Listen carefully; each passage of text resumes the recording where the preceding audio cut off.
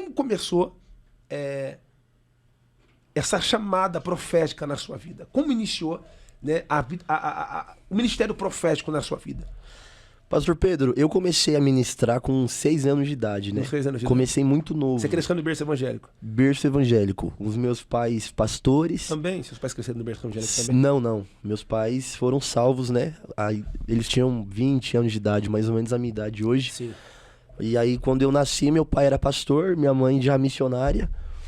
E despertou em mim o desejo de ministrar a palavra de Deus, né? Sim. Ainda quando criança. E começamos muito cedo. Se for contar tudo assim, né? Eu comecei com 6 anos pregando. Na verdade, eu comecei cantando, né?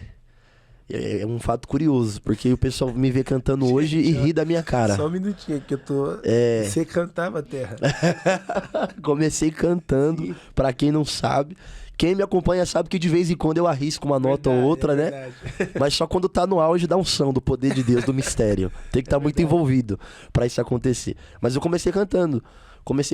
Aí depois tive o desejo de pregar. Eu lembro que eu comecei... Você lembra de um CD, Toque no Altar? Sim, com certeza. Lembra? Muito antigo. Sim. Comecei louvando os hinos daquele CD.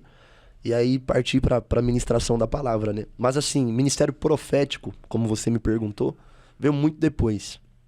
Porque uma criança, por mais que ela comece a ministrar muito cedo, ela não tem uma mente formada para buscar um dom, para buscar revelações do Espírito. Ela prega basicamente o que ela ensaia com o pai ou com a mãe. Sim, você concorda comigo? É verdade. Então, assim, dos meus 6 aos meus 13 para 14 anos, eu pregava, mas eu desenvolvia algo com os meus pais. Na verdade, meu pai sentava comigo, né? Ele tinha uma Bíblia daquela antiga Thompson, lembra dela? Sim. E aí ele falava, fala isso, fala aquilo. E aí eu começava a ministrar tudo aquilo que eu ensaiava com ele. Sim. Mas quando eu tinha 13 para 14 anos de idade, eu comecei a entender, ter uma mente mais desenvolvida, o que eram os dons do Espírito. E daí em diante eu tive o desejo de tê-los, né? Caramba. E aí eu aderi àquilo que a palavra de Deus nos diz, que quem pede recebe, quem busca encontra, quem bate se abre.